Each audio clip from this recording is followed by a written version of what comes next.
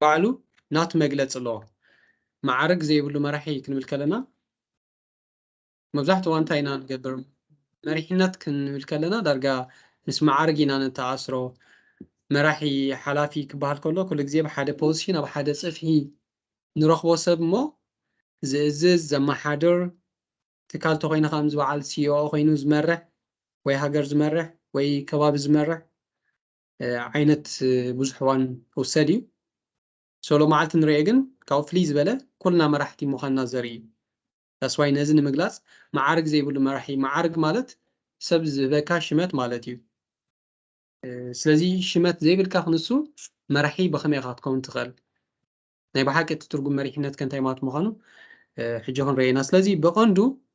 منيت مراحي زبهار نملاس مريحنات مالت صلوا محدار مالتي نخلصات مسلاو انت دا خوينا خا نزن ختقبر معارك وي سلطانه اللي كاني مالتي حساب سخات نبر زلخا سوات نعاخا بملكات تግባራትካ ብምርኣይ ቃላትካ ብምውካስ ንኩሉ ትገብሮ ኣብ ስራሕ ቦታ ኮን ኣብ ገዛ ኮን ኣብ ኩሉ ማሕበራዊ ህይወት ከም ኣብነት ከም ኤግዛምፕል ክርኢኻ ክእሉ እዮም ስለዚ ስኻ እንታይ ትገብር ኣለኻ ዳይረክትሊ ብቐጥታ ኮን ብተዘዋዋሪ ሰባት ትፀሉ ኣለኻ ሰባት ክሳብ ፀላኻ መራሒ ኢኻ ምክንያቱ ነፍሲ ወከፍ ነገር ብዛዕባ ሓደ ነገር ኣብ ዝለዓል እንተዳ ሰባት ናባኻ ዝጥምቱ ኮይኖም ስኻ ኣብቲ ዓውድቲ ወይ ከዓ ኣብቲ ጉዳይቲ ፅልዋ ዘለካ ሰብ ኮንካ ኣለኻ ስለዚ እቲ መሪሕነት ከምዚ ዓይነት ኣረኣእያ እንተዳ ሒዝናዮ ኣብ ዝኾነ ኣብ ዘለናዮ ስራሕ ንኺድ ኣብ ገዛና ንኹን ኣብ ኩሉ ነገራት መራሕቲ ኢና ስለዚ ካብ ምምራሕ ከነኩራ ይንኽእል ኢና ማለት እዩ ስለዚ ናይ ባሓቂ ዲና ንፉዓት መራሕቲ ንኹን ወይ ኣብ ድሕሪት ጥራሕ ኢና ክንሕባእ ንፍትን ጥራሕ ትሕቶ ዝኸውን እምበር ንኩልና ትዕድል ናይ ምምራሕ ተዋሂብና እዩ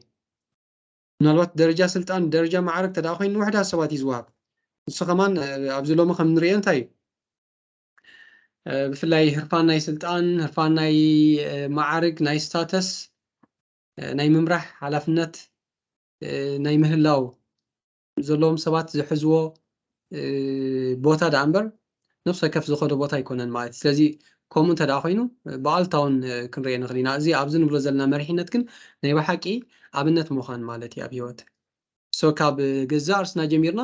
ናይ ገዛእ ነብስና ንሕና መራሕቲ ኢና ናይ ገዛእ ርእስና ናይታ ተሰቒልናላ ዘለና መርከብ ይኹን መኪና ናታ ኣውቲስታት ናታ መራሕቲ ናታ ቀየስቲ ናታ ካፒቴንስ ኢና ሶ ናይ ገዛእ ርእስና መራሕቲ እንተዳ ኮይና ከዓ ኦፍኮርስ መጀመርያ ንካልኦት ሰባት ክትመርሕ እንተዳ ኮንካ ገዛእ ርእስኻ ክትመርሕ ትክእል ኣለካ ናብ ፅቡቅ ቦታ ናብ ፅቡቅ ደረጃ ከተብፃሕ ትክእል ኣለካ ብድሕሪኡ ሰባት ነዚ ናትካ ኣብነት ብምኽታል ዓሰርካ ክስዕቡ ይኽእሉ እዮም እቲ መሪሕነት ዝበሃል ዘሎ ከዓ ኣብ መወዳእታ ንሱ እዩ ዝኸውን በቲ ገብሮ ነገራት ከባቢኻ ዘለው ሰባት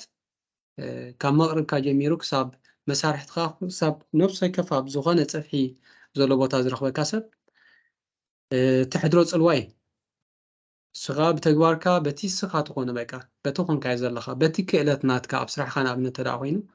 ሰባት ንዓኻ ንመፍትሒ ከጥምቱካ እዮም ዝኾነ ነገር ኣብ ዝደልይሉ እንተዳ ናይ ባሓቂ ብቕዓት ዘለካ መራሒ ኮንካ ስለዚ እዚ እንተዳ ኮይኑ ንክንፀልዎ ዋላ ሓደ ከም ንብሎ ዘለና ማዕርግ ወይ ስልጣን ኣየድልየናን እዩ ኣብ ነፍሲ ወከፍ ዘለናዮ ቦታ ኮይንና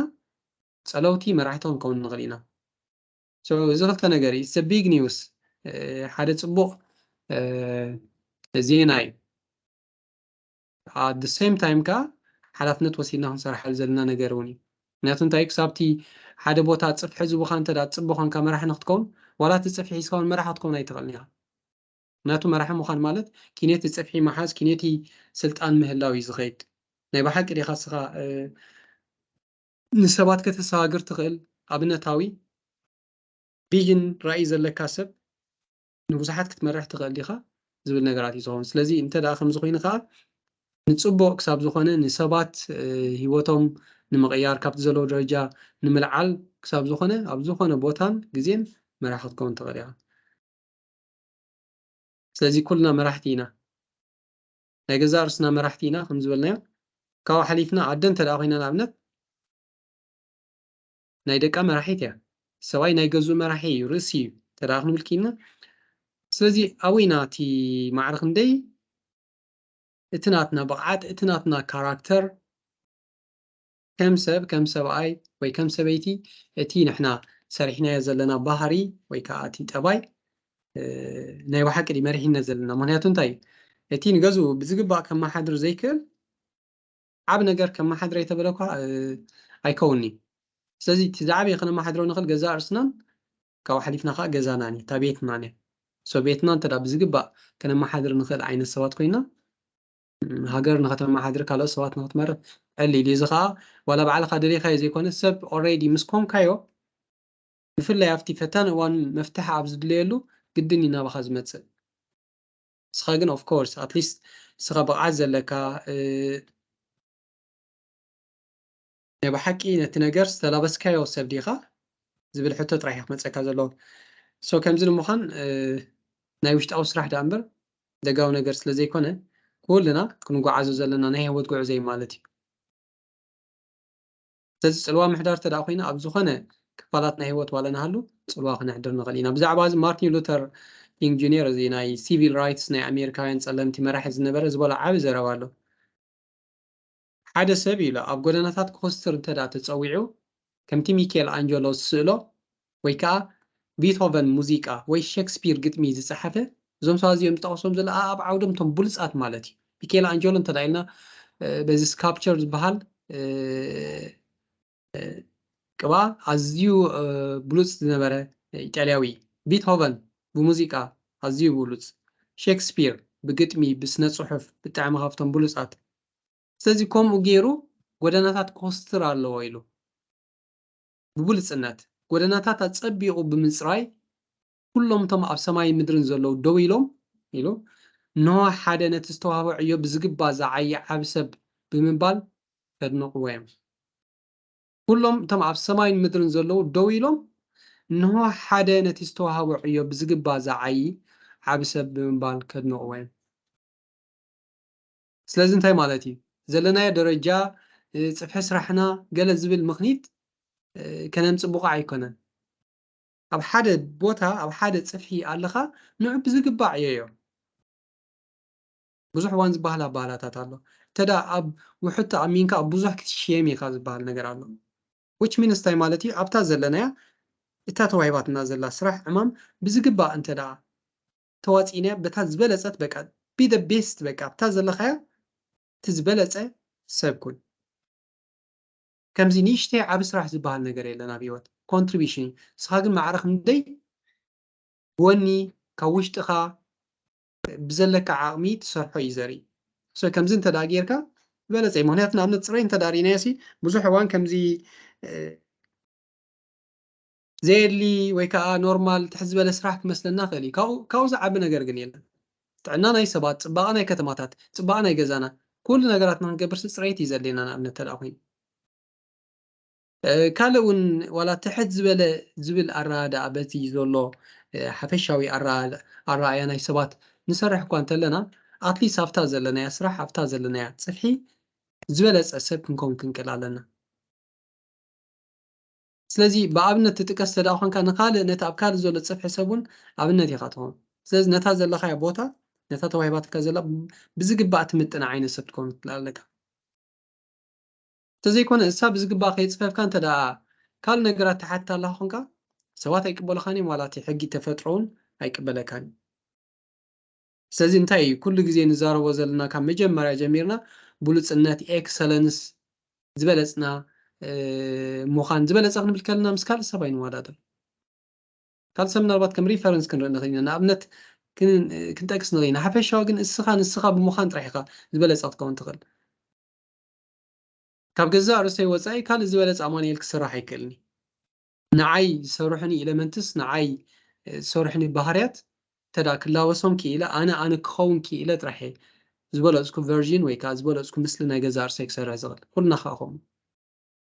ስለዚ እዚ እንታይ ማለት እዩ ዋላ ቅድሚ ሕጂ እውን ጠቂስናዮ ካልእ ሰብ ካልእ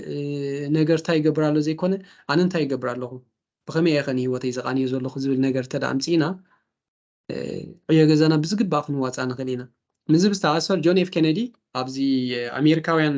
ንጠፈር ከኸዱ ኢሎም ኣብ ሳታት ኦር ኣረኖ ኣብቲ ከባቢ ዝነበረ ግዜ ናብቲ ናይ ናሳ መደበር ምስ መፀ ናይ ሓደ ካብቶም ናይ ፅሬት ናይቲ ናሳ ዝነበሩ حلف دابل خلو حاليتو انتي يقبر كم زلو ولا أنا لو دك سبات مجمع رجزين ورح نخبص حسي الجامعة يبركت الله يلو تاي تسرح الله تاي تقبر الله خمس ولا الله هو يزرع أنا دا تاي قال ملتا تاي ولا بصحوان نتي زلنا ينقر ترجم كابزي مهاب أتهيتنا إنا نغيد واليناتنا والينا يسرحنا كبرنا يسرحنا نمتنا نعقنا بعلنا إنا نات كم زولكم حما ويكا زيد لزبهال سرح دارقا يلن كمي تسرحوا بخمي ونتو قبرقن it matters صيغة زفليو بمنصر تسخات بخبري بمنصرها سوات كخبروه فليم سلازي اتي زهاو ملسين تدا خندوق مخينا عزيز قرمي ምክንያቱም እንታይ ኣብቲ ናይ ናሳ ቦታ እቲ ዝግባእ ፅሬት ዝግባእ ሜንቴናንስ ክካየድ ተዳ ተዘይክኢሉ ዋላ ሳይንቲስትስ ብዙሕ ግበር ዋላ ካልእ ዝኾነ ግበር እቲ ስራሕ ሙላእ ኣይከውኒ ስለዚ እንታይ ዝገብር ዘሎ ነብሱ ክፋል ወይ ከዓ ቲም ናይቲ ዝዓበየ ሚሽን ወይ ከዓ ስራሕ ተዋሂቡ ዘሎ ናይ ናሳ ገይሩ እዩ ዝሪኣ ዘሎ ብሓቂ ከዓ ሆም እዩ ሶ ከምኡ ዓይነት ሜንታሊቲ ማይንድሰት ኣረኣዳ ኣብ ስራሕና እንተዳ ሒዝና ኣብ ነፍሲ ከፍ ንገብሮ ዕውታት ክንከውን ንኽእል ኢና ንኣብነት ስራሕ ናይ ሕክምና ተርእይና ብዙሓት ኣሎ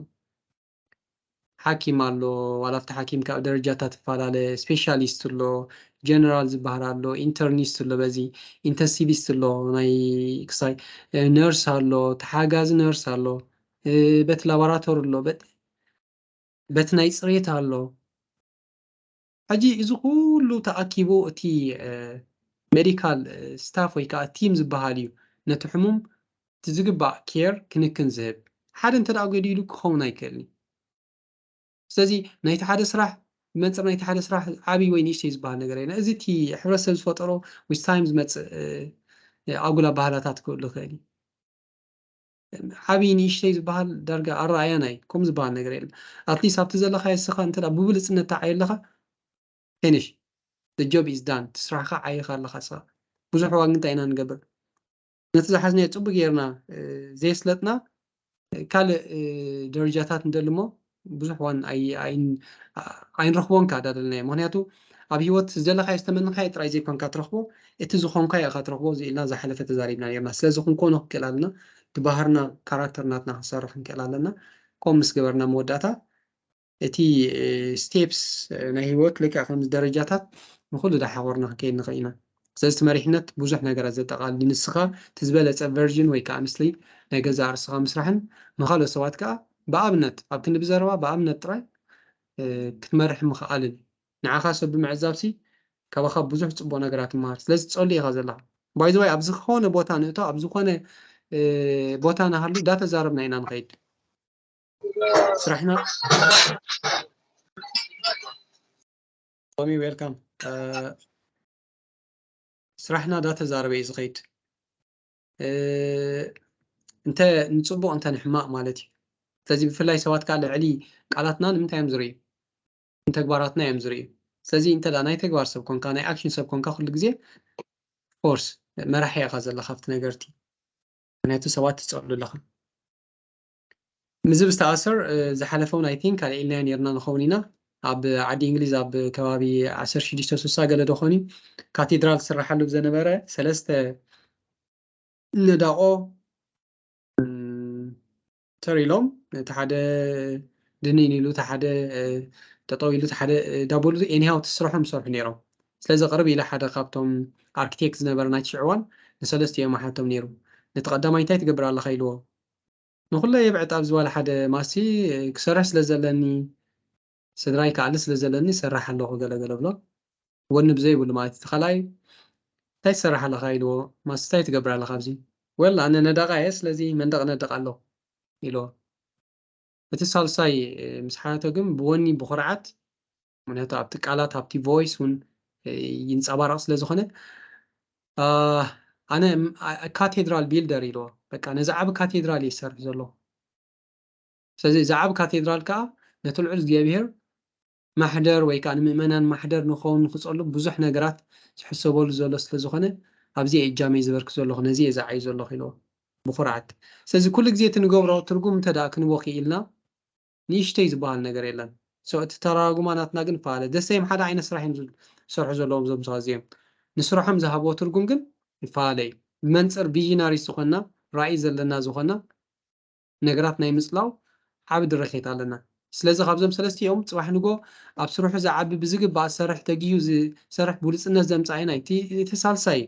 ምክንያቱ እቲኦም እቲ ምክንያት ብዝግባእ ኣይተረድኦምን ዘሎ ጀስት ንስለ ምፋር እዮም ዝኸዱ ዘለዉ ስለዚ ብመንፅርቲ ዕቤት ናትና ሕልሚ ወይ ከዓ ናትና ራእይ ብመንፅር እዩ ናብ ሂወት እቲ ናትና ብቕዓት ወይ ናትና ዓቕሚ ዝምጠጥ ስለዚ እቲ መራሕቲ ንምዃን ዘድልየና ኩሉ እቲ ብሉፃት ኣብ ሂወት ንክንከውን ዘድልየና ነገር ስለ ዝኾነ እዚ ነገር ምስ ንገብር መራሕቲ ኮይና ኣለና ማለት እዩ ካልእ መራሕቲ ከምዚ ውልድ ምስ በሉ ዝወሃቡ ነገር ሽመት ገለ ኣይኮነን ኩሉ እዚ ዝረኣናዮ ፅቡቅ ነገር ብፃዕሪ ብናትና ተባላሓትነት ቀፃሊ ብምስራሕ ክንሰርሖ ንኽእል ነገር እዩ እምበር ምሳኻ ዝውለድ ወይ ይህልወካ ወይ ኣይህልወካን ዝበሃል ነገር የለን ካልእ ኩሉ ግዜ ኣድቨርሲቲ ፈታኒ እዋናት ክመፅእ ከሎ ሓያላት መራሕቲ እዩ ዝፈጥር ደቂ ከምዚ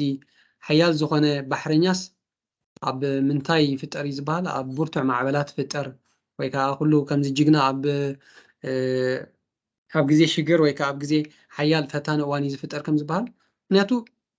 ሓያላት እዋናት ወይ ከዓ ፈተንቲ እዋናት ክመፁ ከለዉ ንኩሉ ግዜ ይኮኑን ዝኸዱ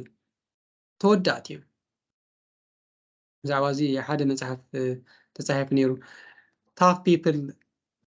ታፍ ታይምስ never last but tough people do ዝብል ታፍ ታይምስ ፅንኩር እዋን ኣይቅፅልን እዩ ከምኡ ኢሉ ንዘለኣለም ኣይፀንሕን እዩ ንኣብነት ኮቪድ ርኢና ኮ በቃ እቲ ዓለም በቃ ከምዚ ዘብቅዐ ኩሉ ነገራት ዘበለ መሲ ካልእ ዲፍረንት ሂወት ኮይኑ በቃ ሓሊፍናዮ ካልእ እውን ፈተናታት ኣሎ ሕጂ እሱን ክሓልፍ እዩ ናይ ቁጠባ ክራይሲስ ኩሉ ክእል እሱን ክሓልፍ ብዙሕ ነገራት ኣብ ሂወት ቀፃል ዝበሃል ነገር የለን ሓደ ካብቲ ኣብርሃም ሊንከን ብዛዕባ እቲ ከቢድ ናይ ሲቪል ዎር ክራይሲስ ናይ ኩሉ ነገራት ተፅዕኖታት ክበዝሖ ከሎ ዝብሎ ዝነበረ ቃልሲ ዝብሎስ እንታይ ዊስደም መንፈሳዊ ዊስደም መንፈሳዊ ጥበብ እንዲውን እዚ እውን ክሓልፍ እዩ ዝብሎም ነይሩ ከምኡ ኢሉ ዝቕፅል ነገር የለን እቶም ሓያላት ሰባት ግን ይቕፅሉ እዮም እቶም ኣብታ ግዜ ፀገም እንተ ደኣ ርኽምሽ ኢሎም ግን እንታይ እታ ፀገም ክትሓልፍ እያ እሶም ግን ምሳኣ እንተ ደኣ ተሪፎም ኦልሬዲ ነቲ ፅባሕ ክመፅእ ዝኽእል ረህዋ ኣይክርእይዎን እዮም ወይ ከዓ ነቲ ፅባሕ ክመፅእ ዝኽእል ነገር ስለዚ ኣብዚ ፈታኒ እዋናት እቲ ናትካ መሪሕነት ዝያዳ ፍጥር እቲ ናትካ ካራክተር ወይ ከዓ እቲ ናትካ ባህሪ ዝያዳ ግለፅ ስለዚ ኩነታት ንሰባት ፈጥሮዎም ዘይኮነ ዝያዳ እንታይ እዮም ዝገብሮ ዝያዳ እንታይ ይገብሮ እቲ ማንነቶም ረቪል ገብሮ ከምዚ የንፀባርቆ ንኣብነት ሓደ ሰብ ምናልባት ገንዘብ ዘይብሉ ከሎ ብዙሕ ዋላ ደሓን ዝኾነ ሰብ ክመስለካ ክእል እዩ ገንዘብ ስልጣን ምሳብካዮ ግን ካልእ ሰብ ትዝኸፍአ ሰብ ክቕየር ይኽእል እዩ ምክንያቱ እዚ ሕጂ ዘይነበሮ ነገር ኣይኮነን ኣምፅኡ እዩ እንታይ ደኣ ተሓቢኡ ሳፕረስ ዝነበረ ነገር ኦፖርቹኒቲ ዕድል ምስ ረኸበ ወፂኡ እሶቶም ሓያላት ፅንኩራት እዋናት ክመፁ ከለዉ ከዓ እቲ ብቕዓት ዘለዎ ሰብ በሎኽ ኢሉ ንክወፅእ ዝያዳ እቲ ካልእ ሰብ ንክፍተን የርኢ ዳስዋይ ብርታዕ ዝበለ ፈተና ንኣብነት ተደኣ ተሃልዩ ኮይኑስ እንታይ እቲ ንፉዕ ዝበሃል ተምሃራይ እቲ ፅቡቅ ምልከት ናይቲ ዓውዲ ዘሎ እንታይ ይኸውን ዝያዳ ፀብለል ኢሉ ወፅእ ሶ እንታይ እዩ ዝገብር ዘሎ ንኽፈላሊ ሓያላት ሰባት ንክፈጥር ንኸርኢ ዋላ ብቕዓትካ እውን ንክፍትን ኢሉ እዩ ዝመፅእ ስለዚ እቲ ኣድቨርሲቲ ወይ ከዓ ፈተነታት ክመፅእ ከሎ ኣብ ዝኾነ ኣብ ስራሕ ይኹን ማሕበራዊ ሂወታት ንዓና ንኸብልሕ ንዓና ዝያዳ ንክንብርትዕ ትምህርትና ስለ ዝኾን ኩሉ ግዜ ከምቲ ናይ ዝሓለፈ ናይ ኦብስታክል ዝበልናዮ ኪነቲ ፀገም ኢሉ ዝመስል ነገር ካልእ ዕድላት ከም ዘሎ ተረዲና ኩሉ ግዜ ኤምብራይስ ክንገብሮ ክንሓቆፎ ንክእል ኣለና ምክንያቱ መፅኡ እዩ እውን ስለዚ ድሓር ካብቲ ስራሕ ናይ ዝዓበየ ስራሕ ናይ ሓደ መራሒ ከምኦም ብዙሓት ሰዓብቲ ምስራሕ ዘይኮነ ከም መራሕቲ ምፍጣር እዩ ብዙሕ እዋን እንታይ እዩ ዝገብር ኣብ ሓላፍነት ዘሎ ሰብ ገለ ናብታ ፅፍሕናቱ ንኸይትመፅእ እንታይ እዩ ዝገብር ንካልኦት ሰባት ናቱ ኣሰራርሓ የርእን እቲ ምስጢራት ሓብእ ኩሉ ነገራት ዳገበረ ክኸይድ ይኽእል እዚ ናይ ብሓቂ መሪሕነት ኣይኮነን እቲ ናይ ብሓቂ መራሒ ዝበሃል ግን እሱ ዘይሰርሓሉ ኩነታት በቃ ካልኦት ሰባት ከምኡ ንኾኑ ኢንስፓየር ዝገብር ዘተባብዕ ኣብ ሓደ ቦታ እንተ ኣሎ ንዕሞ ነጆበል ማለት እዩ ስለዚ ኩሉ ግዜ ዓብዪ መራሒ ንምዃን ኩሉ ዓብ ፀላው ንምዃን መጀመርያ ኢኻ ንስኻ ካራክተር ናትካ ወይ ከዓ ናትካ እቲ ጠባይ ክሰርሖ ትክእል ኣለካ ብኩሉ ነገራትካ ብሰልፍ ዲሲፕሊንካ ድዩ በቶም ንኣሽቱ ናይ ሂወት ድሌታት እቶም ስስዕቲ ገለ ዝበሃሉ ነገራት ገዛእ ርእስኻ ዝሰዓርካዮ ሰብ ምስትኸውን ኩሉ ግዜ ነቲ ዓለም ዘሎ ንኸተመሓድሮ ንኽትስዕሮ ልዕሊ ኩነታት ንኽትወፅእ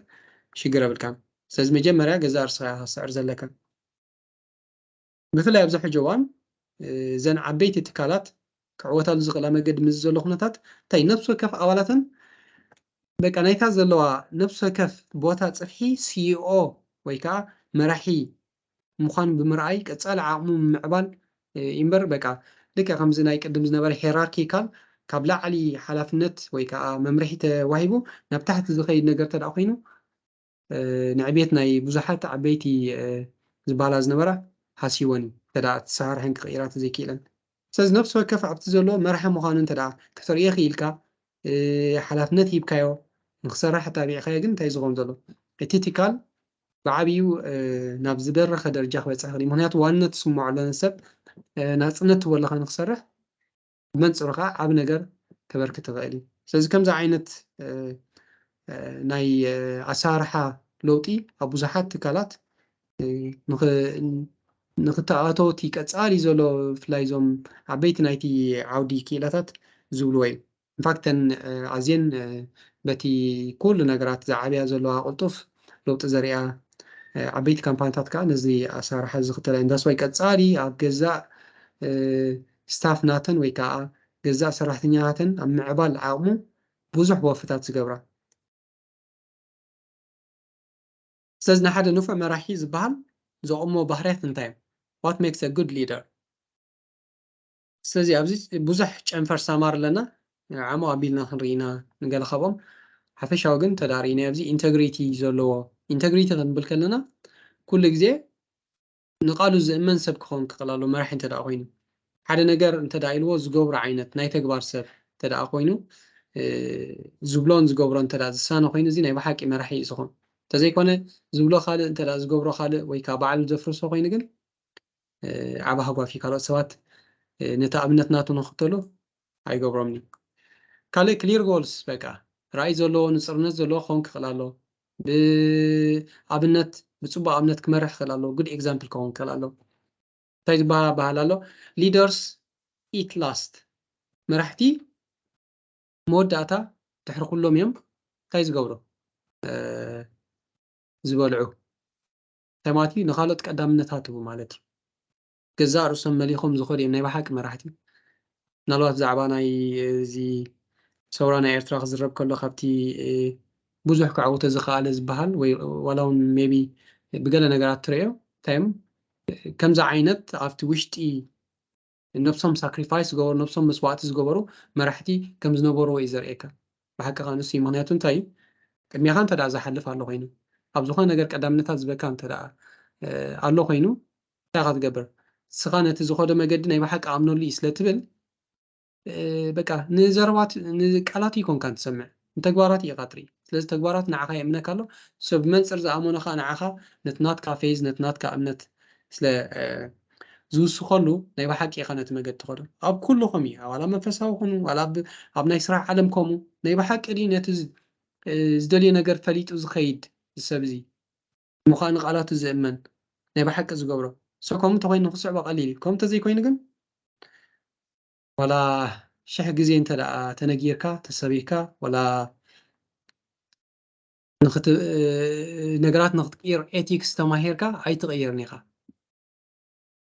ኣብ ቆልዑ ተርእይናዮም ንኣብነት ልዕሊ ቃላትና ተግባራትና እዮም ዝርእዩ ዳስዋይ ተግባራትና ኢና ክንመሮም ዘለና ኣብ ገዛ ኣብቲ ሓፈሻ ዋላ ኣብዚ ናይ ኣዳልቲ ሂወት ከዓ ከምኡ እዩ ቃላት ኣይሰርሕን ተግባራት እዩ ዝምህር ስለዚ ክሊር ኮሚኒኬሽን ምስ ሰባት ናይ ምርድዳእን መንፈስ ዘለዎ ክእለት ዘለዎ ሰብ ክኸውን ክኽእል ኣሎ ሓሳባቱ ብዝግባእ ከመሓልፍ ዝኽእል ናይ ካልኦት ሓሳባት ከዓ ብዝግባእ ክሰምዕ ዝኽእል ፅምበሃሊ ክኸውን ክኽእል ኣሎ ሓደ መራሒ እንተደኣ ክኸውን ኮይኑ ነገራት ዘቀራርብ ዓይነት ክኸውን ክኽእል ኣሎ ኤክስፔክት ዘ ቤስት ኩሉ ግዜ እቲ ዝበለፀ ካብ ሓደ ነገር ዘውፅእ ዓይነት ሰብ ተደኣ ኮይኑ ኣብ ዝኾነ ኣብ ስሩሑ ካል ነገራቱ ሰብ ዝመራሒ እዩ ምክንያቱ ኩሉ ግዜ እንታይ ኢልና እቲ ብሉፅነት እዩ ኣብ መወዳእታ መራሒ ዘብለካ ብሉፅ ትኸውን ንካልኦት ሰባት ካብ ብሉፃት ንክትከውን እንታይ ትገብር ኢንስፓየር ትገብር ተነቃቅዕ ተግባራትካን ብቃላትካን ሳፖርት ንካልኦት ኣብ ከባቢ ዘሎ حاجز ዝገብር ቀጻል ዘታብዕ ኣፍሉጦ ዝህብ ሪኮግኒሽን ዝህብ ኣፕሬዝ ዝገብር ጽቡቕ ነገር ገብሮ ከለዉ ኩሎ ዝብል ክንርኢ ኢና ስቲሙሌትስ ወርክ ኩሉ እቲ ስራሕ ብዝግባእ ንኸይድ ዘኽእል እዩ ማለት እዩ ናይ ብሓቂ መራሒ ካልእ ኣብ ገዛእ ናቱ ሽመት ወይ ከዓ ናይ ገዛእ ናቱ ስም ንኽፅዋዕ ኢልካ ዘይኮነ ኣብ ቲም ወርክ ኣብ ናይ ሓባር ስራሕ ዝኣምንን ናይ ሓባር ነገር ዝዓይን ንዝኸውን ናይ ብሓቂ መራሒ በሃል ተዘይኮነ በይነይ ክገብሮ በይነይ ክፅዋዕ በይነይ ገለ ዝብል እንተደኣ ኮይኑ እቲ መሪሕነት የለን ስለዚ ቀዳማይ ኢንግሪድየንት ኮምፒተንስ ወይ ከዓ ዝብቕዓት እዩ ናይ ዝኾነ መሪሕነት ምክንያቱ ኣብ ዝኾነ ዓውዲ እንተደኣ ብቕዓት ተዘይብልካ ክትከውነ ትኽእል ኒኻ ስለዚ ብቕዓት ኣብቲ ዓውዲ ክህልወካ ክእል ኣለዎ እዚ ከዓ መዓልታዊ ትወስዶ ምርጫታት እዩ በቃ ካብ ናይ ትማል ዝነበርናዮ ዝሓሸት ገዛእ ርስና ኣብ ሎሚ ወይ ከዓ ኣብ ናይ ፅባሕ ክንሰርሓ እንተደኣ ተበጊስና እዚ እንታይ ዝኸውን ዘሎ ንሕና ንወስዶ ምርጫ እዩ መዓልታዊ ንሰርሓሉ ነገር እዩ ቀጻሊ ንኣሽቱ ስቴፕስ ዳወሰና ኩሉ ግዜ እንታይ ኢልና ዓብ ነገር ክንሰርሕ ኣይንኽእልን ኢና ብሂወት እንታይ ደኣ በብንእሽተይ 1% ሓንቲ ሚእታዊት ዳቐይርና ኢምፕሩቭመንት ኢና ንኸይድ እዚ ነገር ከዓ ኣብ ዝተናውሐ ግዜ ኣብቲ ናይ ልምድታት እውን ገሊፅናዮ ነርና ካምፓውንድድ ኮይኑ ተራቢሒ ኤክስፖኔንሻሊ ብሓደ እዋን ዓርሞሽት ዝኾነ ውፅኢት እዩ ዝህበና ስለዚ ቀጻሊ ነብስና ነማዕብል ሰባት ክንከውን ክንክእል ኣለና ትራእይ ተዛሪብና ኢና ተባላሓቲ ኢኖቬቲቭ ክንከውን ክንክእል ኣለና ነገራት ኣብ ክንዲ ብሓደ መስመር ጥራይ ጥምቶ ብዙሕ ነገራት ርኢኻ ፍታሕ ተናዳ ዓይነት ሰብ እንተደኣ ኮንካ እዚ መራሒ ንክትከውን የኽእለካ ሓላፍነታዊ ሪስፖንስብል ሓላፍነት ዝወስድ ብፍላይ ተግባራቱ ብዙሕ እዋን ርኢና ኢና ሓላፍነት ምውሳድ ካብቲ ዝዓበየ ነገር እዩ ብሂወት ሓላፍነት ናይ ሂወትና ምክንያቱ ነብስና ከነማዕብላ ክንቅይራ ናብቲ እንደለናዮ ነገር ንክንወስዳ ባዕልና ገዛእ ርስና ዳ እምበር መፂኡ ዝኾነ ሓይሊ ክቕይረና ኣይክእልን ኢልና ኣለና ስለዚ ሓላፍነት እንተደኣ ንወስድ ኮይና ካብቲ ቪክቲም ሁድ ዝበሃል በቃ እቲ ገዛእ ርስኻ ባዕልኻ ክትቅይሮ ዘይኮነ እንታይ ደኣ ኣብ ምሕረት ናይ ደጋዊ ነገራት ኣብ ምሕረት ናይ ዕድል ኣብ ምሕረት ናይ ካልኦት ሰባት ኣብ ምሕረት ናይ ካልእ ሓይሊ እንተደኣ ትውከል ኮንካ እንታይ ዝኸውን ታባኻ ካብ ቁፅርካ ወፃኢ ጌርካ ኣለካ ስለዚ ኩሉ ግዜ ቪክቲም ኢኻ ኩሉ ግዜ ፍራስትሬሽን ኣለካ ምክንያቱ ናብ ገዛእ ኢድካ ናብ ገዛእ ቁፅርካ የእተኻየን ዘለካ እቲ ናይ ምልዋጥካ ወይ ከዓ ናይ ሂወትካ መሪሕነት ዲሲፕሊን ዳስ ዋይ ካብቲ ዓበይቲ ነገር ነቲ እንደልዮ ነገር ክንከዶ ዘኽእለና ነገር ስለዝኾነ ሓደ መራሒ እንተደኣ ክኸውን ኮይኑ ዲሲፕሊን የድልዮ ቀዳምነታትካ ብምስራዕ ብመደብ ክትጓዓዝ ትክእል ኣለካ እዚ ተዛሪብና ኢና ኩሉ ግዜ ኣብ ሂወት ክንገብሮም ንኽእል ነገራት ውሕዳት እዮም ብዙሕ ነገር ክንገብር እንተደኣ ፈቲና ኣብ ብዙሕ ነገር ከይተዓወትና ኢና ንተርፍ ከምዚ ዝተፈላለዩ ባህላታት ቅድሚ ሕጂ ዝጠቐስናዮ ኣብ ሓደ እዋን ኣብ ሓደ ነገራት ክነተኩር ክንክእል ኣለና ብዓብዪ ካብ ሂወት ትዘድልየና ነገራት እንታይ እዩ ብምባል ኣብቶም ቀንዲ ዘድልዩና ነገራት ውሕዳት ብምትኳር ተኻል ነገር ኖ ክንብል ክንክእል ኣለና ብዙሕ እዋን ኣብ ሂወት ኣድማዕቲ ዘይንኸውን እንታይ እዩ ብሓንሳብ ብዙሕ ነገራት ክንገብር ስለንፍትን እዩ ርእስና ናብ ብዙሕ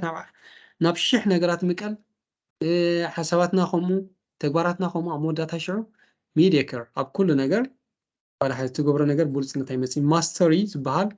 ምልከት ናይ ሓደ ዝኾነ ነገር ክመፅእ ተኮይኑ ግን እንታይ ፎከስ ኣድህቦ ክህልወካ ኣለዎ ፕላስ ታይም ግዜ ከዓ ስራሕ ስለዚ ፎከስ ፕላስ ታይም እንታይ ይፈጥር እቲ ኤክሰለንስ ወይ ከዓ ኮምፒተንስ ብቕዓት ማስተሪ ክፈጥር ክኽእል እዩ ስለዚ ንኩሉ ነገራት ንክንገብር እቲ ዓለም ንክነመሓይሽ ተደኣ ኮይና ኩሉ ግዜ መጀመርያ ንገዛእ ርስና ኢና ክነመሓይሽ ዘለና ስለዚ ከምዚ ስቲቨን ኮቪ ዝብሎ ዘሎ መራሒ ዝበሃል ናይ ብሓቂ መራሒ ማለት እዩ ኣብቲ ዝነውሐ ኦም ብምድያብ ኢሉ ንምሉእ እቲ ኩነታት ብምርማር ጉጉይ ጣሻ ኢሉ ዝጭድር እዩ እዚ ባህላ እዚ እንታይ ንምባል እዩ ኣቐዲምካ ነቲ መገዲ ብምኻድ ልዕልቶም ካልኦት ልዕል ኢልካ ናይቲ ክኸውን ዝኽእል ራእይታት ወይ ከዓ ነጥብታት ብምቕማጥ እንታይ ትገብር ኦኬ እዚ ንኸዶ ዘለና መገዲ ከምዚ እዩ ናብዚ ክንከይድ ኣለና እዚ ክንማዕዝና ኣለና ከምዚ ክንገብር ኣለና ኢልካ ኣብ ሂወት መራሒ ብርሃን ናይ ካልኦት ሰባት ተደኣ ክትከውን ኮንካ ናይ ብሓቂ መራሒ ብለካ ካልእ ጠባይ ካራክተር ምናልባት ብሞያ ንኣብነት ሓደ ሰብ ብቕዓት ዘለዎ ክኸውን ይኽእል እዩ ኣብ መወዳእታ ካራክተር ጠባይ ዘይብሉ ሰብ ተደኣ ኮይኑ ግን ولا حدا كبرتات زي بالسبي زخون زلو نايبا حق مراح خون يكلني سبزي مهنياتو قديلو والله تي elements تي روحيتات نبلو وملا عمال انزلو ካልእ ብደጋዊ ዘሎ ነገራት ዓወትና ክንመዝኖ ክንክእል ኣብልና እቲ ውሽጥና ንስራሕ እዩ ብሂወት ኩሉ ግዜ ከምዚ ቀጻል ንብሎ ተዘይኮነ ንኣብነት ገንዘብ መዐቀኒ ናትካ ሳክሰስ ወይ ከዓ ዓወት ተዳእ ትወስዶ ኮንካ ወይ ደረጃ ስልጣን መዐቀኒ ናትካ ዓወት ተዳእ ትወስዶ ኮንካ ወይ ህቡብነት ክንደይ ሰባት ኣጣቂምካ ክንደይ ሰባት ላይክ ጌርልካ እንተደኣ ከም መምዘኒ ክንወስዶ ኮይና ጉጉይ መምዘኒታት እዩ ውሽጥኻ ዘለውኻ ክብርታት ዘለውኻ ቫልዩ ስኻ ሰሪሕካዮ ዘለኻ መንነት እዩ ንዓኻ ዓውዲኻ ዘይዕውት ገብረካ ዝኽላፍ ሂወት ስለዚ ኣብ ደጋዊ ነገራት ዘይኮነ ኣብቲ ንስርሖ ዓይነት ሂወት እቲ ካባና ክውሰድ ዘይክእል ነገራት እሱ ንዓና እቲ ናይ ባሓቂ መራሕቲ ዘብለና ምዚ ምስ ተኣሰር ሓደ ነገር ዘኪረ ኣብዚ ናትና ናይ ኤርትራ ማለት እዩ ሓለፍቲ ክድስክሉ ከለዉ ኣብ ብዙሓት እንታይ ትገብር ተሰብሎ ነገር እንታይ እዩ ምስኦም ምስቲ ምድስካል ኩሉ ነገራቶም እዩ ካብ ስራሕ ወፃእ ዝኸውን ጅግንኑ በቃ ከምዚ ወላ ሓደ ዘይኮኑ በቃ ከምዚ ቫልዩ ዘይብሎም ትርጉም ዘይብሎም ዓይነት ሰባት መስሉ ኩሎም ኣይኮንኩ ዝብል ኣለኹ ብዙሓት ማለት እዩ እዚ ኸ እንታይ እዩ እታ መንነቶም በቃ ምስታ ፅፍሒ ምስታ ደረጃ ምስታ ማዓርግ ተዳ ኮርኔል ኮይና ንኣብነት ምስታ ማዓርግ ተተኣስራ ተዳ ዋላ ካብ ኣውርድ ኣቢሎምካ በቃ ዩር ናቲንግ ወዲእኻ ኣለኻ ስለዚ ስኻ ዝተሰርሐ ካራክተር ኣይነበረካን ማለት እዩ እታ ዝነበረትካ ሽመት ንኣብነት ካባቶ ኮይና ከዓ ወይ ተመንበር እስታ ኢኻ ሒዝካ ዘለኻ ወይ ገሊ ሰብ ከዓ ከምኡ ገንዘብ ጥራይ ይነብሮ እሞ እንተዳ ገንዘብ ብገለ ተወሲዱ የለን ሰብዚ ሂዝ ናቲንግ ከምዚ ሜሽሙ ዝበሎ እዩ ዝኸውን ሽዑ ከምዚ ቦብ ማርሊ ዝበሎ ገለ ሰባት ኣዝዮም ድኻታት እዮም ኢሉ ኣዝዮም ድኻታት እዮም ኣብ ሂወት ዘለዎም ሲ ገንዘብ ጥራሕ እዩ ትእንኮ ዘለዎም ነገር ገንዘብ ጥራሕ ሰው ሕጂ እውን ብጌጋ ከይንርድኦ ገንዘብ ከም ውፅኢት ናይቲ ንኾኖ ክመፅእ ፅቡቅ እዩ ጌጋ ኣይኮነን የድልየና እዩ ስርሐሉ ኢና ናቲንግ ሮንግ እሱ ከም ሓደ መፈፀምታ ናይ ሓደ ነገር ጌርካ ክትሪኦ ከለካ እቲ በፅሖ ስልጣን ደረጃ ከም ሓደ መፈፀምታ ናይ ሓደ ነገር ጌርካ ክትሪኦ ከለካ መዐቀኒ ግን ኣብ እቲ ጌጋ ዝመፅእ ካልእ ኩሉ ግዜ ኣብቲ ስካላ ናይ ሂወት ክድይብ ከለካ እቲ ናትካ ካራክተር ሜንቴን ክትገብሮ ክትክእል ኣለካ ትትሕትና ንብሎ ዘለና ኣውንታዊ ረኣያ ንካልኦት ሰባት ቀዳምነታት ምሃብ ፅን ምባል ኩሉ ናይ ካልኦት ሰባት ርእይቶ ምቕባል ኖ ኣነ ጥራይ ዝሰማዕ ዘይኮነ ንኩሉ ሰብ ምእንጋድ ዝበሃል ናይ ባሓቂ መራሒ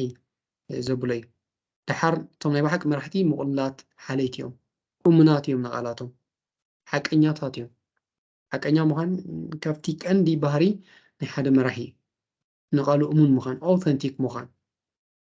ምሽ ሎሚ ዝበሎ ፅባሕ ዝግምፅሎ ነገር ኩሉ ግዜ ንቓሉ እሙን ዝኾነ ሰብ ምስ ሓቂ ዝቆሙ ግሉፅነት ዘለዎም ኩሉ ግዜ እቲ ትራንስፓረንሲ ዘለዎ ነገራት ተደኣ ኮይንካ ኩሉ እዚ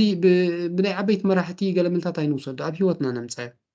እዚ ነገራት ተደኣ ኮይንና መራሕቲ ኢና ንሕና ናይ ሂወትና መራሕቲ ኢና ናይ ከባቢና ናይ ኩሉ ሽዑ ገለ ነገር ተመፂኡ ትፅዋዕ ንስኻ ኢኻ ምክንያቱ ብፍላይ ከም ዝበልናዮ ፈታኒ እዋን ወይ ዝኾነ ነገር ክመፅእ ከሎ ልዕልቲ ኣብ መንበር ዘሎ ሰባት ንዓኻ ክጥምቱ ይኽእሉ እዮም ኣብ ሓደ ካምፓኒ እንተደኣ ኣለካ ኮይኑ ደሰብሎ ኢና ኣብ ብዙሕ ካምፓኒታት ወይ ኣብ ብዙሕ ስራሓት ዝመፅእ ነገራት ኣሎ ዝኾነ ሕቶ ክለዓል ከሎ ወይ ዝኾነ ቻሌንጅ ግድል መፍትሒ ዘድልዮ ክመፅእ ከሎ ልዕልቲ ኮፍ ኢሉ ዘሎ ኣብቲ መንበር ወይ ኮፍ ኢሎም ዘሎ ኣብቲ መንበር ሓለፍቲ ዝጥመት ሰብ ኣሎ ኣብቲ ውሽጢ ተራ ዝመስል ሰብ ኩሉ ግዜ መፍትሒ ዝመፅእ ኩሉ ግዜ ተበግሶ ዝወስድ ኩሉ ግዜ ዝሓትት ኩሉ ግዜ ነቲ ዝብሎ ነቲ ክብሎ ዝደሊ ብትብዓት ዝብል ሰብ ኣሎ ኩሉ ግዜ ኣብቲ ማእኸል እቲኦም ኮፍ ምባሎም እንታይ ይጠቅም ማስ ኣፍተር ሪል ኣብቲ ናይ ባሓቂ ተመፂና ንሱ እቲ መራሒ ንሱ እቲ ነገራት ቅያሲ ማለት እዩ ከምኡ ብክልኦት ከዓ ሰብ ክህሉ ይኽእል እዩ ካልእ ኩሎም እቲ ፖዚሽን እቲ መሪሕነት ዘሎም ሰባት ዘይፈትሕዎ ሽግራት እሱ ዝፈትሕ ኣዝዩ ስኪልፉል ኣዝዩ ክኢላ ሰብ ከዓ ክህሉ ይኽእል እዩ እዚ ሰብ እዚ ንካልኦት ሰባት ምፅላው ምምሃር እንተደኣ ወሲኹ ኩሉ ናይ ባሓቂ መራሒ ከዓ ይገብሮ ማለት እዩ ዋላ ብመፀ ብሞያ ተርኢና እያ ስለዚ እቲ መራሕቲ ኮይንና ፅልዋ ክንገብረሉ ንኽእል ኣብ ሂወት ዓብዪ ፅልዋ ንብለሉ ዘለና ከዓ ንምንታይ ዘድልየና ኣብ ሂወት ኩሉ ግዜ ፅልዋ ብዛዕባ መሃብ ማለት እዩ ኣብ ካልኦት ሰባት ኣወንታዊ ዝኾነ ተፅዕኖ ምሕዳር እንተደኣ ኮይኑ ናይ ሂወት ዕላማና ከዓ እሱ ኣልቲሜትሊ ምክንያቱ ፐርፐዝ ናይ ህይወት ሰርቭ ንገብረሉ ንዓየሉ ነገልግለሉ ንህበሉ እዩ ስኢኻ ሓጎስ ዝፈጥረልና ኢልና ነርና ተዘይኮነ ንቕበሎ ኣይኮነን ኣብ ህይወት ሓጎስ ዝፈጥረልና ንህቦ ነገራት እዩ ሓጎስ ዝፈጥረልና ስለዚ ፐርፐዝ ናይ ህይወትና እቲ ዕላማ ናይ ህይወትና ንርከብ ንብል ዘለና ከዓ ምስቲ ብሉፅነት ናትና ምስቲ ናትና ዝተዋሃበና ክእለት ኣተኣሲርና እንታይ ክንህብ ንኽእል እንታይ ክነበርክት ንኽእል እንታይ ክንፈትሕ ንኽእል ተላኢልና በታሒሽ ግራት ወይ ከዓ ነገራት ካብቲ ዝነበሮ ተመሓይሽ ዓይነት ሰብ ተደኣ ኮንካ ናይ ብሓቂ መራሒ ኮንካ ኣለኻ ማለት እዩ ካልእ ከምኡኑ ዝኽእሉ ንካልኦት ሰባት እዮም ኮንቪንስ እዮም ምክንያቱ ውሽጦም ዝኣምንሉ ተደኣ ኮይኖም ንካልእ ሰብ ከተእምን ቀሊል እዩ ውሽጥኻ ዘይኣመነሉ ነገር ንካልእ ሰብ ከተእምን ግን ኣዝዩ ከቢድ እዩ ከም ዝበልክዎ ከዓ እቲ ሰብ ንዓኻ ስለ ዝርአየካ ምስኻ ዘለካ ኮንቪንሽን ኣብቲ ነገር ማዕረኽ እንደይ ይርኢ እሞ ተደኣ ትዛረበሉ ዘለካ ናይ ብሓቂ ተኣምነሉ ኮንካ ንክሰምዓካ ኣብ ቀረባ እዩ ካልእ ተዋዘይቲ እዮም ዋዛ ካብቲ ዕንዲ ኣገዳሲ ቀመም ናይ ህይወት እዩ ስለዚ ኣብ ዝኾነ ነገራት ኣኽብድ ኣቢሎም ከምዚ ክግበር ኣለዎ እዚ ክኸውን ኣለዎ ዝብሉ ዓይነት ሰባት ከዓ ኣይኮኑን እዚኦም ነገራት ኣቕልል ኣቢሎም ጌጋታት ክፍጠር ከለውን ብዘይ ፀቕጢ ነቲ ዘሎ ሲስተም ነቲ ዘሎ ስራሕ ብዝግባእ ስሙዝሊ ዘኺድ እዮም ዋላ ኣብ ገዛና ፕራክቲስ ክንገብሮ ከምኡ ሰብኣይ ኣብ ገዛ ኮንካ ኣደ ኣብ ገዛ ኮይና ወይ ዓርኪ ምስ ኣዕሩኽታ ኮንካ ትገብሮ ነገራት ኣቕልል ኣቢልካ ንኻልእ ሰብ ፀቕጢ ብዘይፈጥር ዓይነት ፀገማት ትፈትሕ ከለኻ ወይ ስራሓት ትካየድ ከለኻ ትሰርሕ ዘለካ ኮይኑ ናይ ስማዓካን ስለዚ ንኩሉ ነገራት ዊን ዊን እዩ ዝኸውን እቲ ነገር ንኩሉ ነገር ንኩሉ ሰብ ኣኽስብ ማለት እዩ ስለዚ ከምዚ ዓይነት ሰብ ተደኣ ኮይኑ ንስኻ እንታይ ደስ ኢልካ ናብቲ ስራሕ ትወፍር ንኣብነት ስራሕ ኮይኑ ብካልእ ዝምድናታት ተደኣ ትራኸብ ኣለካ ከዓ ነቲ ሰብ ቀፃሊ ኣብ ዙርይኡ ክትከውን ኢኻ ትደሊ ምክንያቱ እንታይ ፀቕጢ ዝፈጥረልካ ሰብ ኣይኮነን ነገራት ኣቕልል ኣቢሉ ዝርእ ሰብ እዩ ንኩሉ ትገብሮ ነገር ጌጋታት ከዓ ኣብቲ መስርሕ ዳተባብዐ ዳኣረመ ዳ እምበር ኖ ከምዚ ክኸውን ኣለዎ ከምዚ ክግበር ኣለዎ ዝብል ዓይነት ሰብ ስለ ዘይኮነ እቲ ዋዛ ሓደ ካብቶም ናይቶም ዓበይቲ መራሕቲ መለለይ እዩ ካልእ ልዑል ድሌት ወኒ ኢልና ኢና ዋላ ቅድሚ ሕጂ ፍቲ ናይ ኦብስታክል እዩ ዘወይ ክንርኢ ከለና ኣብቲ መወዳእታ ዝረኣናዮ እቲ ዊል ዝበሃል እቲ ድሌት ዝበሃል ወኒ ኩሉ ግዜ ወኒ ድሌት ተደኣ ሃሊካ ኣብ ሂወት ጥራሕ ኢኻ ብሓቦ ክትጓዓዝ ተፃዋርነት ክህልወካ ንሽግራት ክትፃወር ትኽእል ኣወንታዊ ኣረኣእያ ኣብ ሂወት ክህልወካ ዝኽእል ንኩሉ ነገራት ብሓጎስ ትቅበል ትኽእል ዓይነት ሰብ ትኾን እዚ ንክትገብር ከዓ ኣትሊስት ኣብቲ ድሌትካ ክትህልዎ ትክእል ኣለካ ድሌትካ ክሰርሕ ትክእል ኣለካ ተዘይኮነ ኣብ ሓደ ምስቲ ናትካ ክብርታት ዘይከይድ ዓይነት ስራሕ ወይ ከዓ ቦታ ኣለካ ኮንካ ክትሕጎስ እውን ኣይትኽእልን ኢኻ ንኣብነት ኣነ ዝሓስቦ ሂወት በዚ እንተደኣ ኮይኑ እቲ ክኸዶ ዘለኒ ከዓ በቲ ካልእ እንተደኣ ኮይኑ እንታይ ዝኸውን ዘሎ ዳርጋ እቲ ቫሊ ናተይ ወይ ከዓ እቲ ናተይ ክብርታት ምስቲ ዝገብሮ ዘለኹ ስለ ዝጋጨ ዘሎ እንታይ ሓጎስ ኣይፈጥረለይ ስራሕ ምናልባት ንገንዘብ ኢለ ንካልእ ነገራት ኢለ ክሰርሖ ክእል እያ መወዳእታ ግን እንታይ ከምዚ ለኪሚካ እዩ ዝኸይድ እቲ ናትካ ውሽጢኻ ዳተበልዐ እዩ ዝኸይድ ካልእ ምስቲ ወኒ ተኣሲሩ ይከኣል ይበሃልቲ እዮም ፃዕራማት እዮም ልዑል ናይ ስራሕ ወኒ ዘለዎም እዮም ሙሉእ ሞራል ስንቂ ዘለዎም እዮም ካልእ ንካልኦት ዘነቃቅሑ ሒልና እዮም ድሓር ናይ ሓባር ስራሕ ዝኣምኑ እዮም ግበር ዘይኮነ ንግበር ዝብሉ እዮም ኩሉ ግዜ ግበር ተደኣ ኮይና ኣዛዚ ሓላፊ ኢኻ ንግበር ተደኣ ኮይኑ ግን ናይ ብሓቂ መራሒ ትኸውን ማለት እዩ ምዝብ ዝተኣሰር ማህተማ ጋንዲ እንታይ ዝብል ዘሎ ነቲ ኣብ ዓለም ክትሪኦ እትደሊ ለውጢ መጀመርያ ንስኻ ኩኑ በቃ ዓለም ንክትቅየረልና ኩሉ ሰብ ንክቅየር ገለ ክንደሊ ንኽእል ኢና ኣብ መወዳእታ ግን ናይቲ ንደልዮ ለውጢ መጀመርያ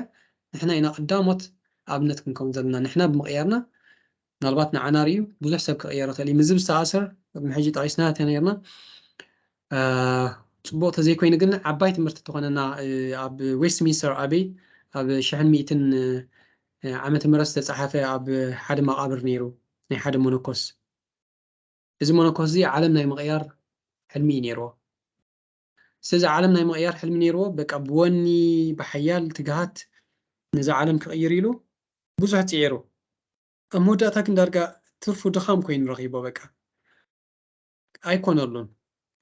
እዚኣ ኣይትኸውን እያ ስለዚ እንታይ ክገብር ኣለኒ ኢሉ በቃ ዳሕን እቲ ዓለም ትረፈኒ ሃገረይ ክቕይር ኣለኒ ኢሉ ሃገር ንኽቕይር ከዓ ለይትን ቀትርን ንሰርሕ ኩሉ ነገራት ትገብር ንሰባት ንኽቕይር ሃገር ንኽቕይር ብዙሕ ደኺሙ እዙን ዝከኣል ኮይኑ ይረኸቦን እዚ ነገራት እዚ እቲ ሕልምታተይ ኣዝየ የዕብዮ ኣለኹ ማለት እዩ ስለዚ ኣትሊስት ሃገር ትረፈኒ እቲ ከባቢይ ዘሎ ክቕይር ኣለኒ ኢሉ ንሱን ዝከኣል ኮይኑ ይረኸቦን ኣብ መወዳእታ ዓደይ ክቕይር ኣለኒ ኢሉ በቃ እታ ዘላ ዓደይ እታ ከተማ እታ ዘለኹዋ እሳ ክቕይር ኣለኒ ኢሉ ፈቲኑ እዙን ክገብሮ ይከኣለን እዚ ጉዳይ ዝከኣል ኣይኮነን በቃ ወዲየ ኣለኹ ድሕሪ ሕጂ ኦልሬዲ በቃ ኣብ እርጋን እዩ ስድራይ ጥራሕ ክቕይር ዝኽእል ስለዚ ስድራይ ፋሚሊ ናተይ ክቕይር ኣለኒ ኢሉ ተበጊሱ ዝገርም ፋሚሊ እውን ክቕይር ኣይከኣልን ስድሮ እውን ክቕይር ኣይከኣልን ድሓር ኣብ ኣፋፌት ሞቱ ኮይኑ ዝተሰወጠ ነገር ተሎ ግን ሓደ ነገር እዩ እቲ እንኮ ክቕይሮ ዝኽእል ሰብ ኣብዚ ህይወት ዝነበረ ኣነ ገዛእ ርእሰይ ጥራሕ ኢሉ ምናልባት ኢሉ ነዚ ዊዝደም እዚ ነዚ ጥበብ እዚ ቅድም ፈሊጠ ገዛእ ርእሰይ ገና ከለኹ ቀይረ ወይ ከዓ ኣብ ምቕያር ፃዕርታት ገይረ ነርተ ዝኸውን ኢሉ ስድራይ ነቲ ናተይ ምልዋጥ ሪኦም ዝተለወጡ ምክንያቱ ከም ዝበልናዮ ብተግባር እዩ ሰብ ዝርኢ ናይ ስድራይ ምልዋጥ ናተይ ምልዋጥ ከዓ ኣብቲ ከባቢ ፅልዋ መሕደረ እሞ እቲ ዓዲ እቲ ከተማን ብመንፅር ምተቐየረ ካብኡ ሓሊፉ እውን ነቲ ሃገር ፅልዋ መሕደርኩ መን ፈልጥ ከም ዝዳበለ ኣብቲ ዓለም እውን ፀላዊ ምኾንኩ ዓለም መቐየርኩ ነይረ እኸውን ኢሉ ስለዚ ካብዚ ንወስዶ ጥበብ እንታይ ኩሉ ግዜ ሰባት ክንቅይር ዋላቲ ቀረባናትና ክንቅይር ገልምልታት ኢልና ንገብሮ ፈተነ ኣይከውን እዩ ንሕና ብምቕያር ኢና ካልኦት ሰባት ንቕይሮም ኖ ናብዚኣ ኺድ ናብዚኣ ከምዚኣ ግበር ኣይኮንካ እንትብል በቃ እስኻ ትገብራ ስዕበካ ሰብ ስለዚ ካብዚ ንወስዶ ዊዝደም ዋላ ኣብ ገዛና ክንጥቀመሉ ክንክእል ኣለና ኣብ ደቅና ምምራሕ ኣብ ናብራና ኣብ ምስዕርክነትና ኣብ ኩሉ ነገራት እቲ ክንቋፀሮ ንኽእል እቲ ክንቅይሮ ንኽእል ሰብ ገዛእ ርእስና እዩ ብመንፅር ገዛእ ርእስና ዝተቐየርናሉ ሽዑ ሰብ ንተግባራትናን ንቓላትናን ክሰምዖ ክእል እዩ ሬዲ ምክንያቱ ናይ ባሓቂ ኣርኢና ኣለና ከም ዝኸውን ፅልዋ ክነሕድረሉ ንኽእል ኣገባብ ብኣርባዕተ ክኸውን ንኽእል እዩ ብቓላት ብዘረባ ተግባር ትዝብልናይ ዝዓበየ ኤግዛምፕል በቃ ብምዃን ከይተዛረብካ ፀላወት ከውን ትኽእል ኢኻ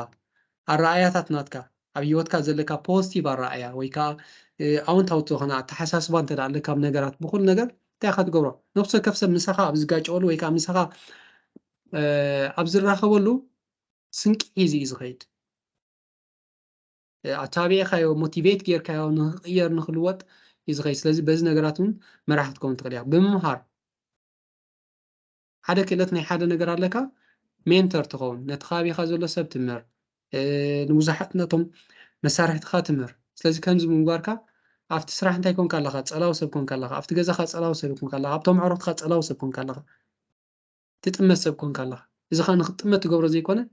ኦፍኮርስ ሰርቭ ትገብር ኣለኻ ተገልግል ኣለኻ ማለት እዩ ካብኡ ዝዓቢ ሓጎስ ክህብ ዝኽእል ነገር ስለዘየለ ኣብ መወዳእታ ሮቢን ሻርማ ኣፍታ ዘ ሊደር ዊዝ ኖ ታይትል ትብል ብፅር ዝበለት መፅሓፉ ከዓ ብዙሕ ቁም ነገር ዝሓዘለት ነቶም መሰረታዊ ነገራት ብከምዚ ቀሚጥዎም ነይሩ መጀመርያ እንታይ ኢሉ እቲ ሊደርሺፕ ዊዝኣውት ታይትል ዝብል እቲ ኣክሮኒም እቲ ኣሕፅሮተ ቃሊል ዘቐሚጥዎ ዘሎ ኦልሬዲ እቲ ዲቴይልስ ወይ ከዓ እቲ ዝርዝር ኣብቲ ስለ ዝረኣናዮ ንምድጋሙ ዝኣክል ግን ኣብቲ መፅሓፍ ኣቐሚጥዎ ዘሎ ነገራት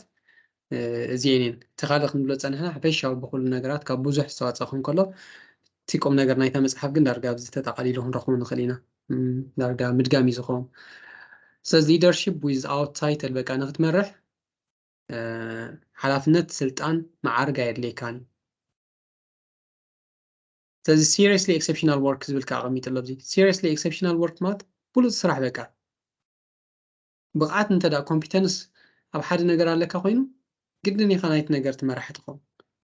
ምክንያቱ ኢኻ ኮንካ ዘለኻ ንመፍትሒ ሰባት ዝርእይዎ ሰብ ንስኻ ኢኻ ኣብቲ ነገርቲ ማለት እዩ ምክንያቱ ብብሉፅነት ኢኻ ዝሰርሕ ዘለኻ ኣብ ስራሕ ዓለም እንተዳ ኮይንካ ከምኡ እዩ ኣብ ሓንቲ ንእሽተይ ዝተዋሃበትካ ነገር ብጅምራ ከለካ እንተዳ ብዝግባእ እንተዳ ትሰርሕ ኣለካ ኮንካ ካልእ ስራሕ ምስ መፀ ካልእ ዕድል ምስ መፀ ትፅዋዕ ሰብ መን ኢኻ ንስኻ ኢኻ be so good that they can't ignore እዩ ዝበሃል ኣዘራርባ ኣሎ ምክንያቱ እቲ ሰብ ፈቲ ዘይኮነ ዘምፃእካ ከይፈተወ እዩ ዘምፃእካ ምክንያቱ ፈታሒ ናይ ነገራት ተደኣ ኮንካ ናይ ብሓቂ ናይ ተግባር ሰብ ተደኣ ኮንካ ከምፃእካ እዩ ናብቲ ቦታ ናብቲ ነገር سو كم لا غير كأخا ولا في سكالا نايتي سلطان نبلو زلنا ناي مرحنتون ناي بحق انت دا تموصل لها خونكا تموصل تخل بقوارج مدياب جلز نبلو زلنا نقدفو زنرسعيو سو كالي ولا حتى خم نبلو زلنا بوزح رمزي عقبتون زيهبي ناي بحق انت دا تسريحا دي بخونكا جن بخمز مساراتي خاط غايد سو كتصواعيخا هذا عاب نجر عبتي عبزلي الأوان تدلع يسب نص غايخا منياتو already جزار سخا صراحة كاركتر زلكا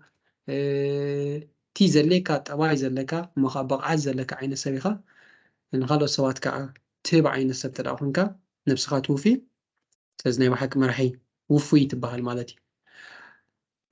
best in the world زبلته كلا أبزي إيميج أو أميت وزولة هاي innovation تبالا حتى تكون تكل عليك نجارات كل جزء حدش نجار كتريهم كتالي فتراوي ناتكا بقعد كتمعلت كل عليك mastery تزبلنا competency خالتي صغا كتالي بمسرح زمت دامبر كم زحان سب بمسرح ويكا كلتا معلتي سلسة معلتي عامة بمسرح زمت سايكون تدولي عاود مريض كابيوت أو you have to be a master ماستر ناي بزحات نجار كنكون تدعفتينا ماستر ناي والحد سب ناي والحد نجرين خونينا بعوتة تدعينا سازي إتي زجد سنة في وقت أفت مجمع يزبل نايون سويت purpose ناتنا تعلام ناتنا علينا بحد عودي استفلتنا نخون دم دحريو عبركة سوات كنكونينا authenticity ماتكا تتزاربو تبلو كل تجواراتك integrity زلك استوعبك عسب كتكون كلالك مش بعلقان جزء عرسها تفرصو بعلاتك انتايدا ناي حاجة سب ويكا أتي تبلو تكون عين سب تبلو تكون كلالك دحر جاتس مات كاريج تتبع زبلنا كالو سوات كفر حلو أكشن غي وسط أكشن توسد سب تكبار توسد ريسك توسد حلفنا توسد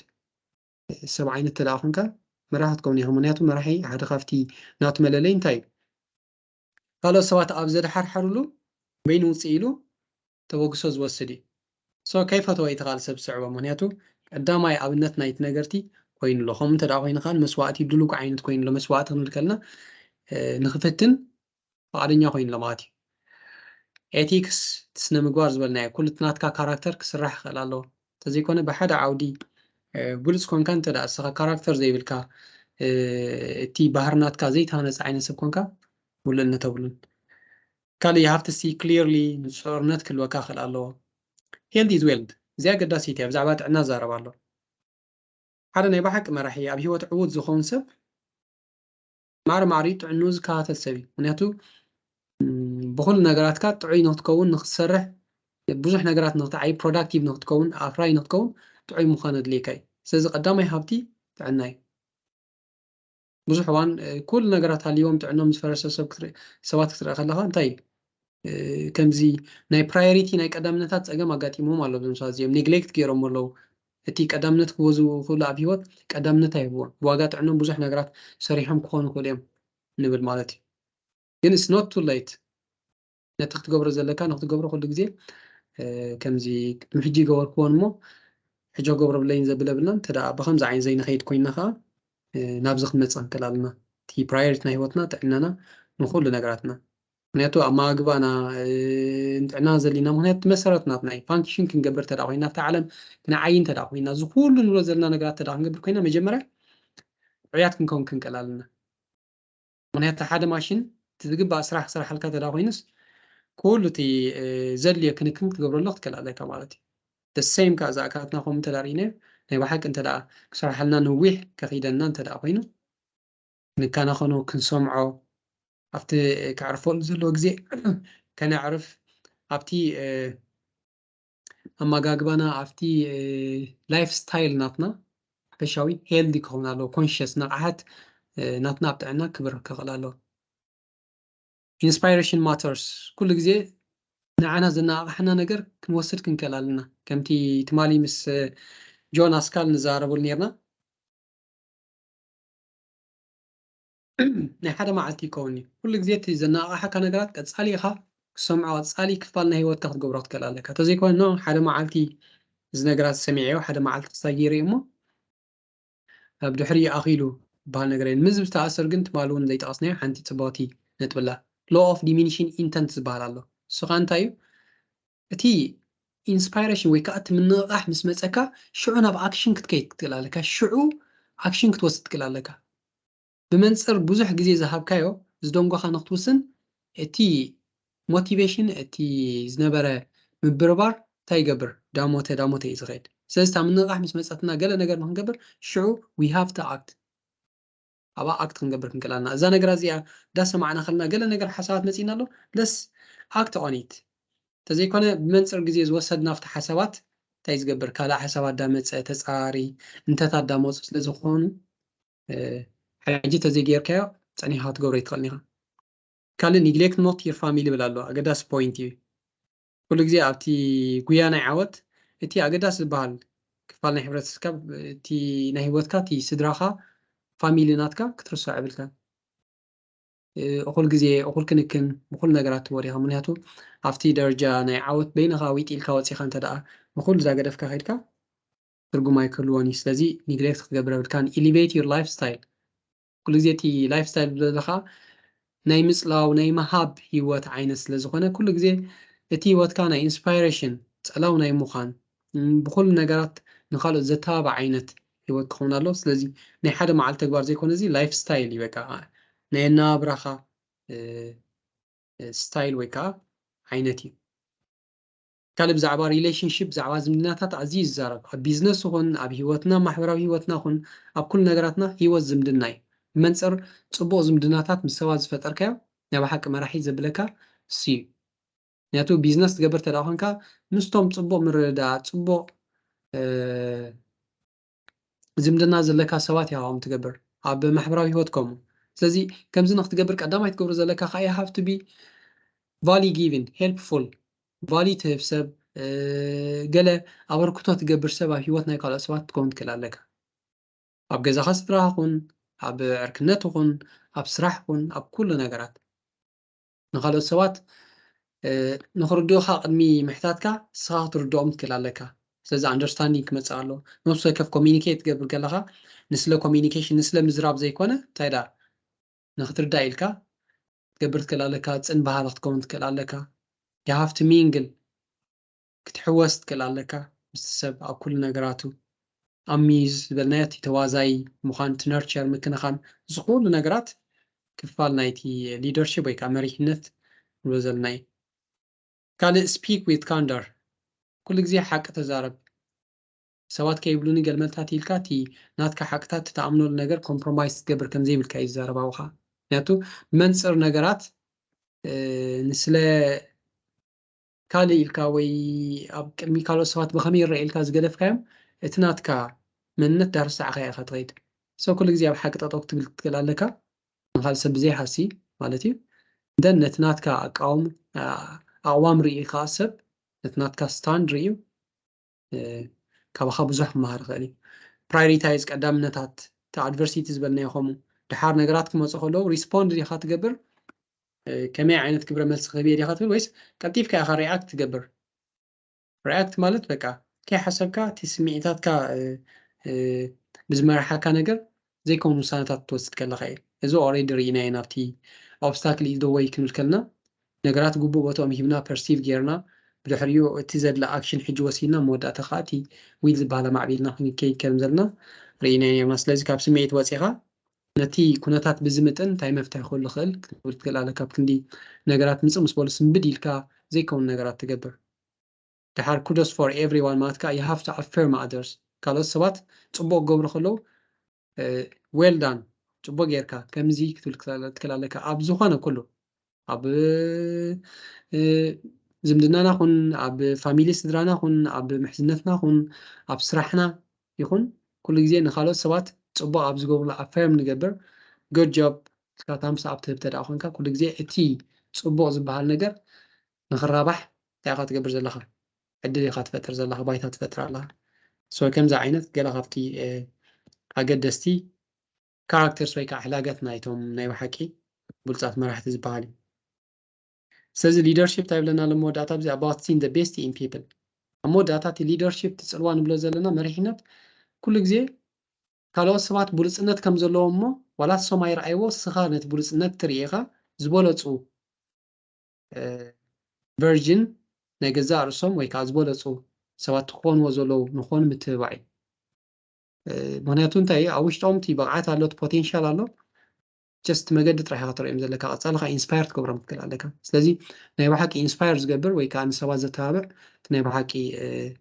መራሒ ክኸውን ኣሎ ማለት እዩ ሶ ቴንክ ዩ ሶ ማች ናይ ሎሚ ብዛዕባ መሪሕነት ዝነበረትና እዚኣ ስለዚ ብቐንዱ ካብዚ ንወስዶ እንታይ እዩ ኣብ ነፍሲ ወከፍ ክፋል ናይ ሂወትና ፀለውቲ ኢና ይረዳእና እንታይ ብኣሉታ እንታይ ብኣወንታ ሶ እዚ ምዃኑ ዘይተረፈ ከዓ ኣብ ኩሉ ነገራትና እቲ ደረጃና ዘየገድስ እንተ ናይ ብሓቂ ነብስና ሰሪሕና ናይ ብሓቂ መራሕቲ ኮይና ፀለውቲ ክንከውን ንኽእል ኢና ብመንፅርቲ ንገዛእ ርእስና ንባኽብርን ብመንፅርቲ ንስራሕና ንቦ ክብርን ኣብ መወዳእታ ከም ዝዛበልና ከዓ ኩሉ ግዜ ኣብቲ መሳሊ ናይ ዓወት ኣለና ማለት እዩ ስለዚ ቴንክ ዩ ቨሪ ማች ሕቶ ወይ ርእይቶ ተሎ መድረኽ ናባኹም ገድፈ እየ